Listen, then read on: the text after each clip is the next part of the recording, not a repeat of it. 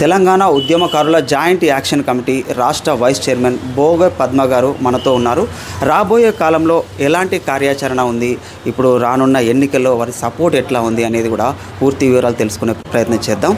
So ఇదే విధంగా గతంలో కూడా మనం ఒక ఎపిసోడ్ చేసాము. అందులో కూడా దీని కార్యాచరణ గురించి, ఇప్పుడు ఉద్యమకారులకు సంబంధించి రాష్ట్ర ప్రభుత్వంతో పోరాటం ఎలా జరుగుతుందని తెలిసిన విషయమే.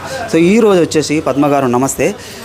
ఇప్పుడు ముఖ్యంగా మహేష్ కుమార్ గౌడ్ మీకు సానుకూలంగా స్పందించినట్టుగా తెలుస్తోంది. అంటే ముఖ్యంగా మనకు రాష్ట్ర ప్రభుత్వం సపోర్ట్ ఉన్నట్టేనా, అసలు ఏంటి ఆ వివరాలు? ఈరోజు నిన్ననే కావచ్చు కోదండరామ్ గారి సమక్షంలో మహేష్ కుమార్ గౌడ్ గారు ఇద్దరు కలిసి ప్రెస్ మీట్ పెట్టడం జరిగిందండి. ఆ ప్రెస్ మీట్లో వీళ్ళు ఒక నివేదిక ఇవ్వడం జరిగింది. మహేష్ కుమార్ గారికి కోదండరామ్ గారు ఒక నివేదిక ఇచ్చారు. అంటే అందులో కొన్ని పొందుపరిచారు.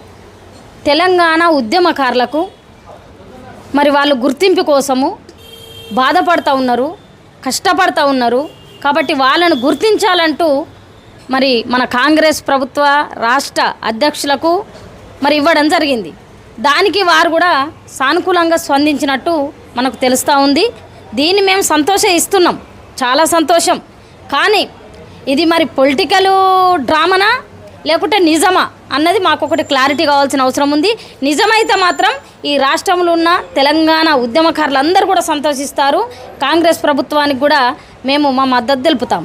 అదే కాక ఇది మరి ఎన్నికల సమయం, ఎన్నికలు ఉన్నాయి కాబట్టి మరి ఎలక్షన్ల దృష్ట్యా మరి కావాలనిగినా మరి ఏదన్నా మనసులో పెట్టుకొని ఉద్యమకారులను అట్రాక్షన్ చేయడానికి, ఉద్యమకారులు మాకు మద్దతు ఇవ్వాలన్న ఉద్దేశంతో అన్నట్టయితే మాత్రం ఇంకొకసారి కూడా తెలంగాణ ఉద్యమకారులు మోసపోయే పరిస్థితి ఉంది. కాబట్టి మేము ఆచి చూసి అడిగేయడానికి మేము ఖచ్చితంగా ఆలోచన చేసుకుంటాం. ఓకే, ఇప్పుడు ప్రస్తుతం ఏదైతే ఎన్నికలు జూబ్లీ హిల్స్లో ఎన్నికలు నడుస్తున్నాయో ఈ ఎన్నికల్లో మీ మద్దతు ఎవరికి ఉంటుంది అనుకోవచ్చు?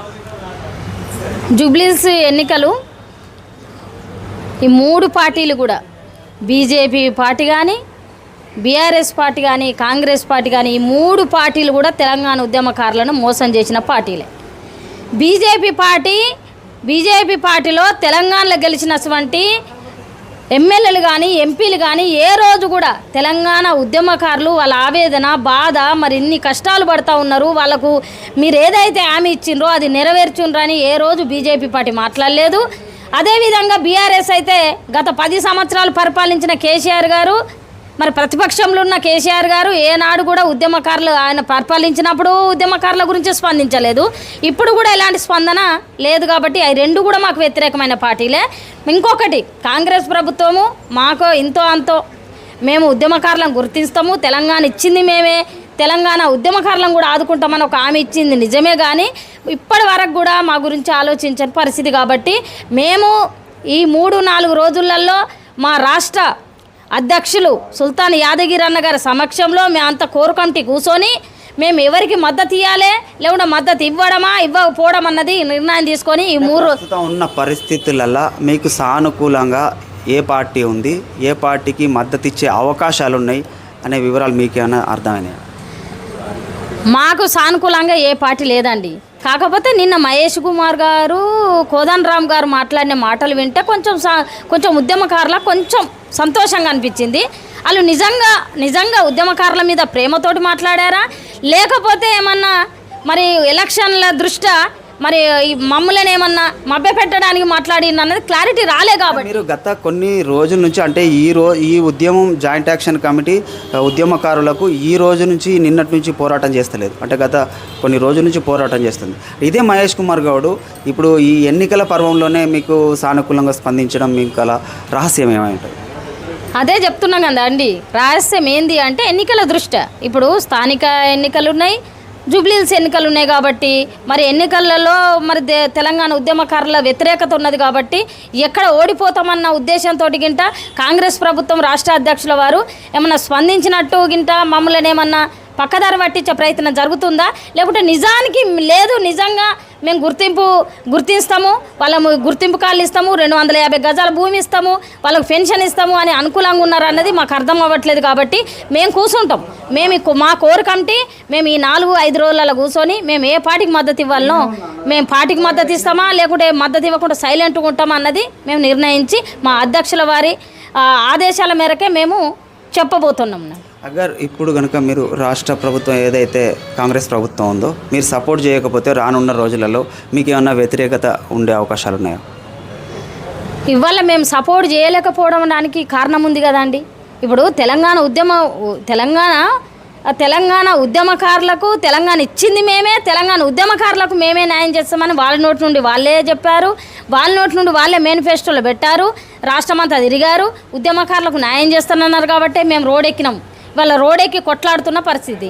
ఇవాళ వాళ్ళకు అనుకూలంగా ఉంటేనే వాళ్ళు చేస్తారు, అనుకూలంగా లేకుంటే చేయరని కాదు. వాళ్ళు ఏదైతే హామీ ఇచ్చారో హామీ నెరవేర్చాలి. నెరవేర్చినప్పుడు మేము వాళ్ళకు అనుకూలంగా ఉంటామా వ్యతిరేకంగా ఉంటామా తర్వాత సంగతి. కానీ వాళ్ళు అనుకూలంగా మాకు ఉన్నట్టయితే వాళ్ళకు మేము ఎప్పటికైనా వ్యతిరేకంగా ఉండము. ఎందుకంటే ఉద్యమకారులను గుర్తించడం అంటే అది మామూలు విషయం కాదు.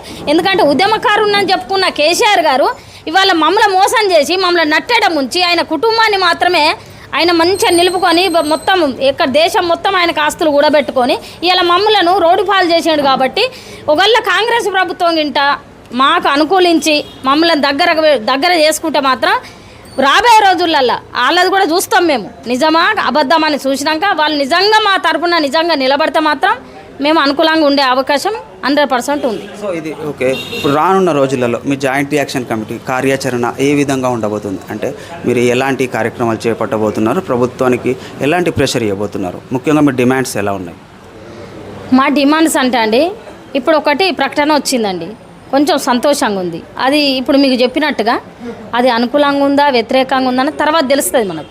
అయితే రాబోయే రోజులలో మా డిమాండ్స్ ఎట్లుంటాయంటే నేను ఉమ్మడి కరీంనగర్ జిల్లాలో నేను జాయింట్ యాక్షన్ కమిటీ రాష్ట్ర వైస్ చైర్మన్గా ఇక్కడ నిరాహార దీక్ష చేయబోతున్నా. ఫస్ట్ స్టెప్ అది వేయబోతున్నాం. అంటే అనేకమైన కార్యక్రమాలు తీసుకుంటున్నాం. అందులో భాగంగా కరీంనగర్ జిల్లాలో నేను ఒక కార్యక్రమం నిరాహార దీక్ష చేయబోతా ఉన్నా. మరి ఈ నిరాహార దీక్ష వల్లనన్నా ఈ రాష్ట్ర ప్రభుత్వానికి అర్థమవుతుందని అనుకుంటాను. నిరాహార దీక్ష తర్వాత ఇంకా చాలా కార్యక్రమాలు ఉంటాయి, క్యాంప్ ఆఫీసులు ముట్టడి ఉంటాయి, అన్ని కార్యక్రమాలు తీసుకుంటాం. ఎందుకంటే మాకు న్యాయం జరిగేదాకా మేము ఎక్కడ కూడా ఉద్యమాన్ని ఆపేది లేదు. ఎందుకంటే మేము ఉద్యమం చేశామండి, మేము తెలంగాణ సాధించాం. ఒక రాష్ట్రాన్ని సాధించడం అంటే అట్టి విషయం కాదు. మేమేమి వట్టిగా పోయి ఇయ్యండ్రు అని అడుగుతలేం. మేము తెలంగాణ సాధించడంలో మా మీద కేసులు అయితే మేము జైలు పాలయ్యి, మేము బైండోర్ కేసులు అయితే ట్రైనింగ్ సెంటర్లో మగ్గినాం, మేము మా కుటుంబాలను విడిచిపెట్టినాం. కాబట్టి మేము దర్జాగా మా హక్కులను మేము అడగడానికి మేము ఇంత దూరమైన పోవడానికి మేమైతే జాయింట్ యాక్షన్ కమిటీ ద్వారా మేము రెడీగా ఉన్నాం. ఇది పరిస్థితి. అంటే రానున్న రోజులలో TUWJ అంటే జాయింట్ యాక్షన్ కమిటీ తరపున ఉద్యమకారులకు న్యాయం చేసే దిశగా మరిన్ని పోరాటాలు చేస్తాము అంటున్నారు. అంటే ఇప్పుడు నిరాహార దీక్ష ఎన్ని రోజులు, అంటే ఒక్కరోజు నిరాహార దీక్షన అది ఎట్లా కొనసాగుతుంది, ఎంతమందితో కొనసాగుతుంది? ఈ రాష్ట్ర వ్యాప్తంగా కూడా తెలంగాణ ఉద్యమకారుల జాయింట్ యాక్షన్ కమిటీ ద్వారానే కాకుండా అన్ని సంఘాలను కూడా పిలుస్తూ ఉన్నాం. నిరాహార దీక్ష ఒక్కరోజే పడతా ఉన్నాం, ఒక్కరోజు నిరాహార దీక్షనే పడతా ఉన్నాం. కానీ వేలాది మందితోటి చేస్తూ ఉన్నాం. ఎందుకంటే ఉద్యమకారుల బాధలు వాళ్ళ పరిస్థితులన్నీ కూడా ఈ రాష్ట్ర ప్రభుత్వానికి అర్థం కావాలి. తెలంగాణ సాధించిన వాళ్ళమండి, మేమేం గొంతమ్మ కోరికలు కోరలేదు మిమ్మల్ని. 250 గజాల భూమి మాకు ఇంత పింఛని ఇయ్యుండ్రయ్యా, మేము బతుకుతాము. ఉద్యమకారులు అందరూ బికారులు అయినరు, వాళ్ళకేం లేదు, త్యాగాలు చేసిండ్రు. ఇవాళ వాళ్ళకి ఏం లేకుండా ఇల్లు లేని వాళ్ళు ఉన్నారండి. అలాంటి వాళ్ళని గుర్తించమంటున్నాం తప్ప మేమేం గొంతమ్మ కోరికలు కోరతలేదు. దాదాపుగా ఉద్యమకారులు తెలంగాణ రాష్ట్ర సాధనలో ముఖ్య పాత్ర పోషించిన ఉద్యమకారులు అని ఏవైతే అంటున్నారో దాదాపు ఎంతమంది ఉంటారు రాష్ట్ర వ్యాప్తంగా కూడా 1,00,000 నుండి 1,50,000 మంది ఉంటారండి. అంటే మొన్న వాళ్ళు వేసిన లెక్కల ప్రకారం 60,000 నుండి 70,000 మంది ఓన్లీ జైలుకు పోయిన వాళ్ళను లెక్కేశారు. కానీ బైండోర్ కేసులు అయిన వాళ్ళ సంగతి ఏందని మేము అడుగుతున్నాం. బైండోర్ కేసులు అంటే మామూలు విషయం కాదు. ఆడవాళ్ళ మీద ఒక బైండోర్ కేసు అయిందండి. కేసు అయితే తీసుకుపోయి ట్రైనింగ్ సెంటర్లో రాత్రి 10, 8, 9 దాకా అన్నం లేక ఏం లేక ఉంచి విడిచిపెట్టిర్రు. విడిచిపెడితే ఇంటికి వచ్చి ఉంటే ఎక్కడ ఏ కార్యక్రమం అయినా, ఎక్కడ ఏ ధర్నా అయినా వీళ్ళను హౌస్ అరెస్ట్ చేయడము, ఆ వాడల వాళ్ళకి విలువ లేకుండా ఏంది పోలీసు వాళ్ళు ఏంది ఇంటి పక్కకు ఉన్నారంటే ఆడవాళ్ళ ఇజ్జత్ ఎంత పోయిందండి.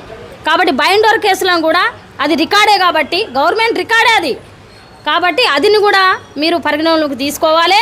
అదేవిధంగా పేపర్ కటింగ్లు ఉన్నాయి, కొంతమందికి బలమైన కటింగ్లు, అందులో పేరు ఉంటుంది, వాళ్ళు పక్కకు ఉంటారు. కేసీఆర్ పక్కకు ఉన్నారు. మా ప్రజా సంఘాలు చేసి గజ్జలకాంతం గారి ఆధ్వర్యంలో కూడా ఎంతోమంది నాతో పాటు 100 మంది మహిళలు వీళ్ళందరూ కూడా నాతో పాటు ఉద్యమం చేశారు. వీళ్ళ ఫోటోలలో ఉన్నారు, పేర్లు ఉన్నాయి. వీళ్ళకు నేను కేసులు కానియలేదు, ఎందుకంటే అప్పుడు నన్ను జైలు వేసినప్పుడు వీళ్ళు వద్దు, అందరు కూడా అరెస్టు అవ్వద్దు, చిన్నపిల్లలు ఉన్నారని వీళ్ళను పక్కకు జరిపిన పరిస్థితి. అలాంటి వాళ్ళను కూడా గుర్తించండి, ఒక కమిటీ వేయండి. ఈ తెలంగాణ రాష్ట్రం లోపల గుర్తించడానికి, ఉద్యమకాలను గుర్తించడానికి మీరేదో అప్లికేషన్ పెడితే అది కరెక్ట్ కాదు. మీరు గుర్తించడానికి ఒక కమిటీ వేయండి. కమిటీ ద్వారా జిల్లాకు 4గురినో 5గురినో మాలాంటి వాళ్ళని తీసుకుంటే మాతోటి ఎవరు పనిచేసిండ్రు, ఉద్యమకారులు ఈ ఉమ్మడి జిల్లాలలో ఎంతమంది ఉన్నారని ప్రతి జిల్లా నివేదిక మాలాంటి వాళ్ళు ఇస్తారు. అప్పుడే ఉద్యమకారులకు సరైన న్యాయం జరుగుతుందని అయితే నేను కోరుకుంటున్నా. ఇది పరిస్థితి.